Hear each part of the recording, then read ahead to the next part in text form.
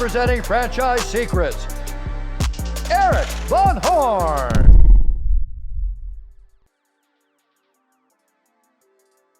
Hey listeners, if you're not in the Franchise Secrets Facebook group, what are you waiting for? It's franchisesecrets.com/Facebook. Now, this is a large community of franchisees, franchisors, buyers, sellers, anybody that's involved in franchising in any way. It's the community to go to, ask your questions, get answers, help people out, and get help. It's franchisesecrets.com/Facebook. Welcome to the Franchise Secrets Podcast. Eric Van Horn here with a solo episode all around validation. When I say validation, I mean talking to franchisees and much more.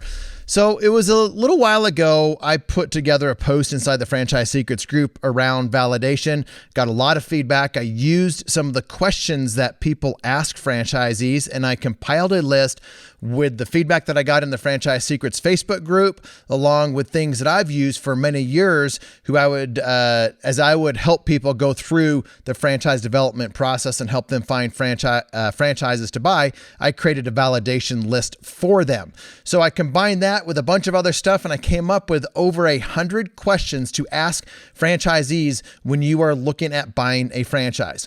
And I have those put together for you in a free PDF. You just go to franchisesecrets.com/validation. franchisesecrets.com/validation. Check that out, and they are yours. They're free. You can use it. You can copy it. You can add to it. Whatever you want to do, it's yours. Use however you want. If you're a franchisor, if you are a franchise consultant, feel free to take it and use it, because I didn't make all this stuff up myself. So you can take that, and I'm going to dive into validation. So what is validation? At the end of the day, it's really what the whole franchise buying process is all about. It's all about validation. You learn things through the buying process, week 1, week 2, week 3, and so on and so forth until you get to discovery day. You want to validate everything that you've learned from the franchise development rep/salesperson who's helping you, all the corporate staff who are giving you information, helping you understand the actual franchise brand. You want to validate that. And it's not just with franchisees. You want to validate that with the corporate staff as you are getting to engage with them and talk to them and learn from them. So the validation process goes beyond just the franchisee, but today we're really going to focus on the franchisee, meaning existing franchisees in a franchise system that you want to learn from because they have done what you are thinking about doing. So you just want to validate everything that you've heard along the way so you can start to form your own conclusions. And validation isn't just about money. I think a lot of times when people think about validation, they think, I'm going to ask them, how much money are you making? Now that's an important part of validation, but validation's way more than that.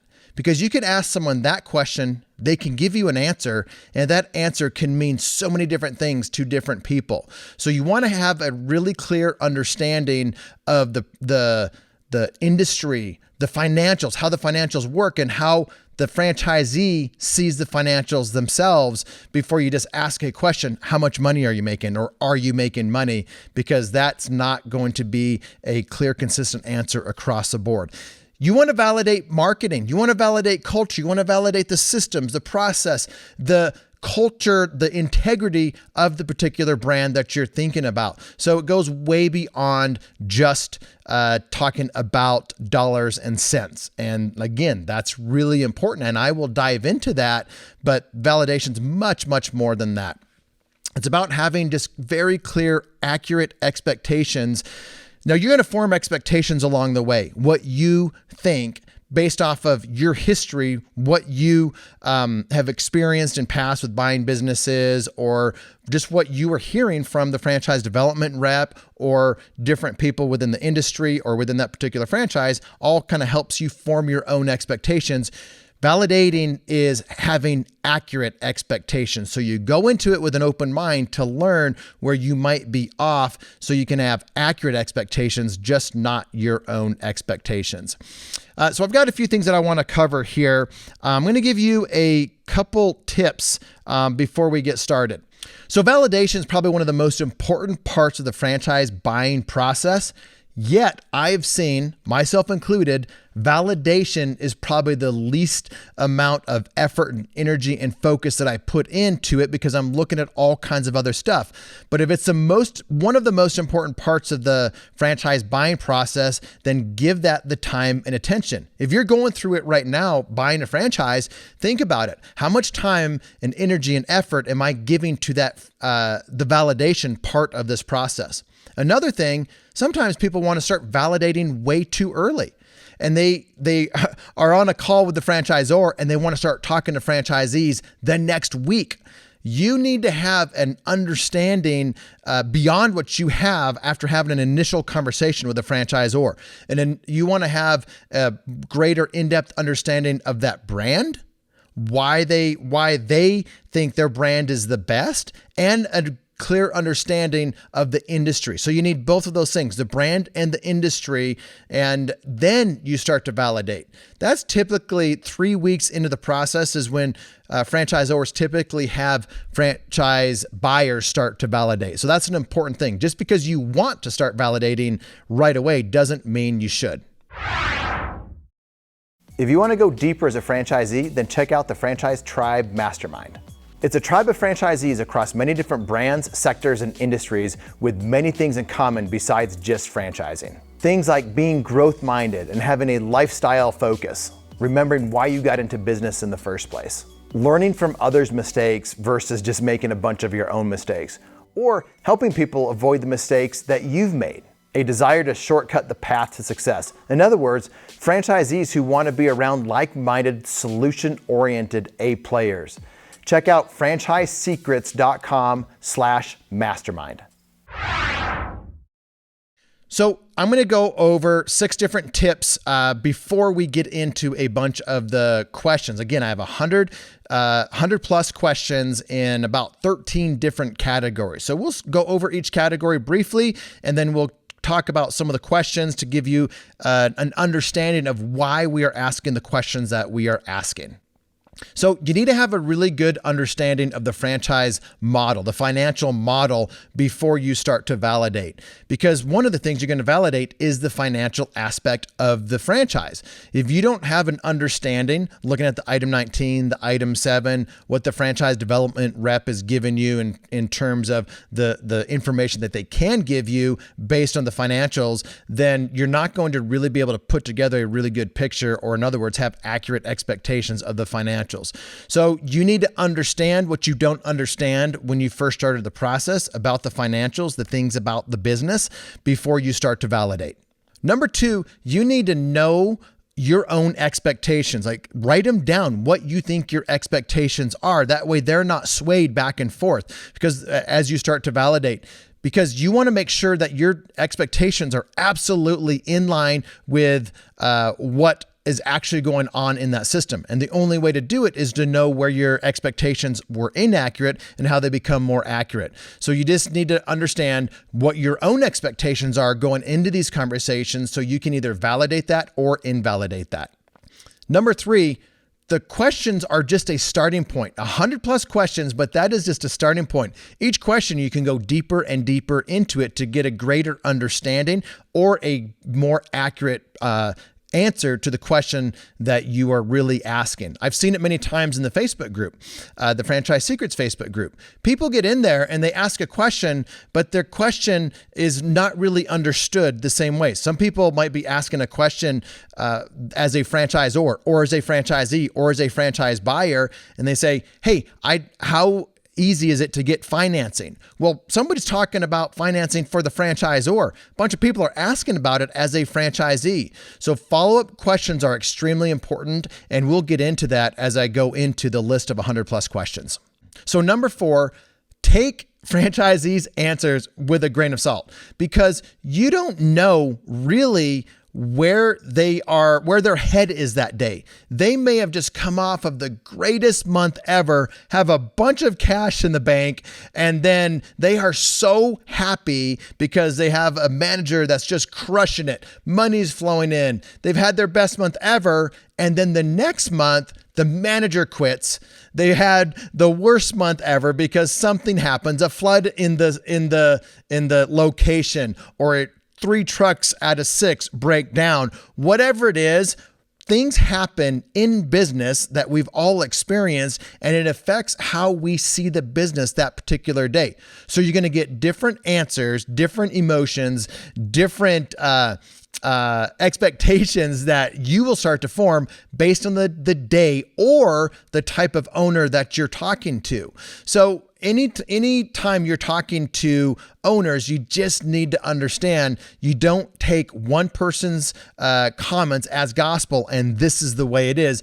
Use that to validate against other franchisees. And that's how you get the most comprehensive, accurate expectations through the validation process.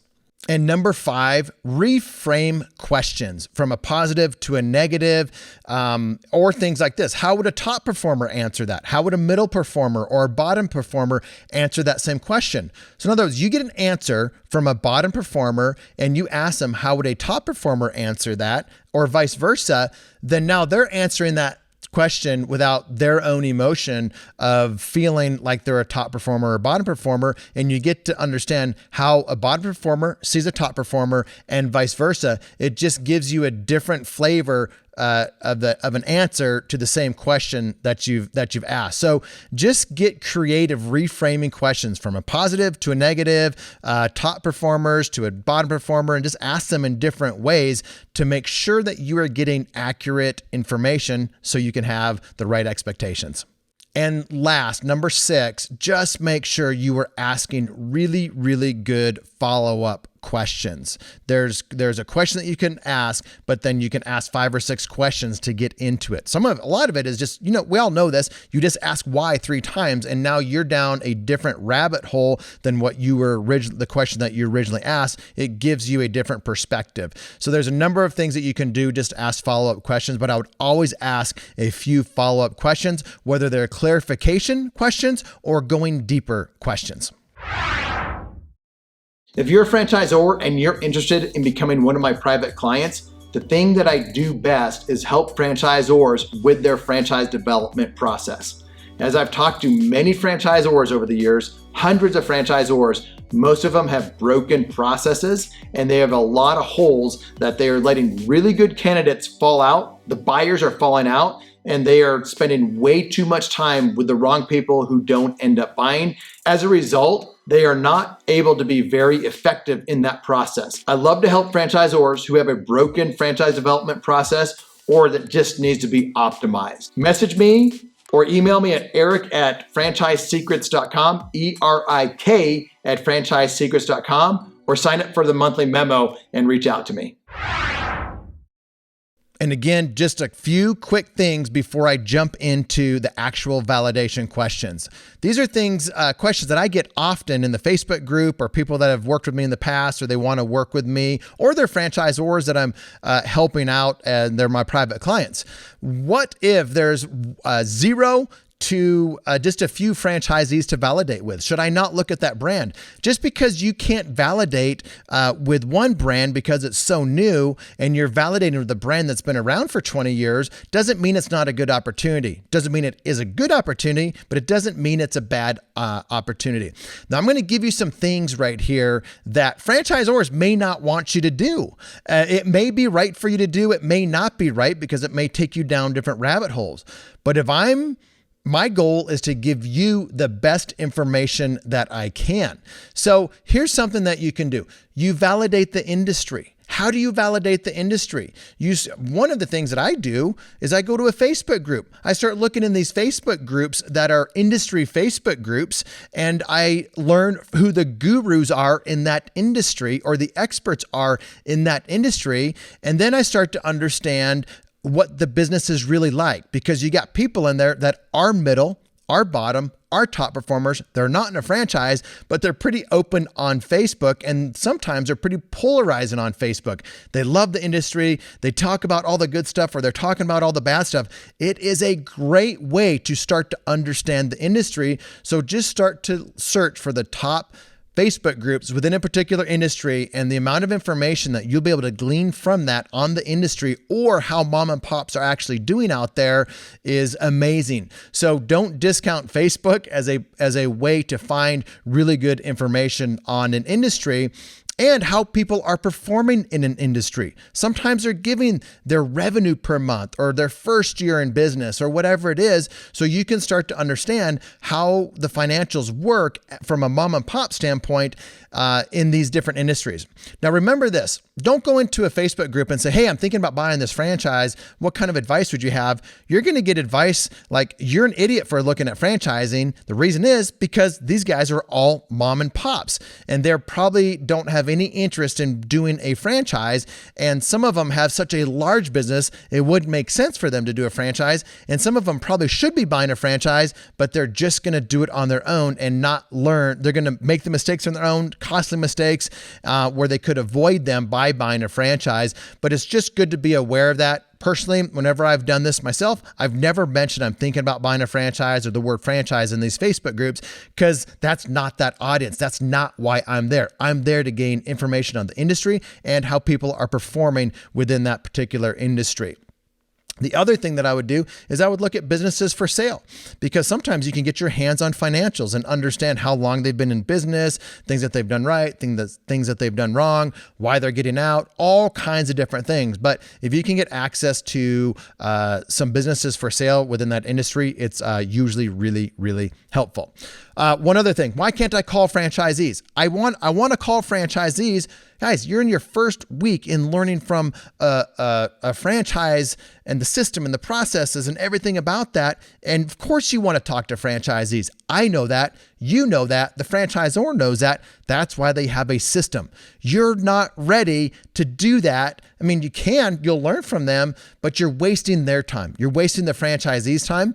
And all the franchisees listening to this right now, they're like, yes, Eric, keep talking about this, because people call us with stupid questions, waste of time, and they were never going to buy anyway.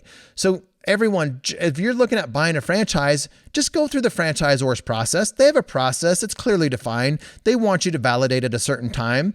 And even if you want to do something sooner, just follow their process. And they are watching to see if you follow the process. If they get word that you're talking to franchisees out of turn, they're probably not going to like that. They shouldn't like it, and they should confront you on it, and you should have a really good answer of why you did it, and then just start doing what they say. Or if you don't want to do that, don't buy that franchise. And I would probably say don't buy a franchise at all, because they have a process. Go through it. If you didn't like it, you didn't get what you wanted, then don't buy that brand. And so I would almost say, as a franchise buyer, go through their process, understand why you don't like that they're doing certain things, and be able to look at it down the road and look back and to see if it was a really good process or a poor process that they had. And if it's a poor process, don't buy that brand. So just think about it differently, reframe that in your own mind, that you're validating that they have a good process.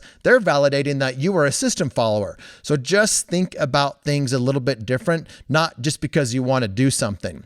Thanks for listening to this episode of the Franchise Secrets Podcast.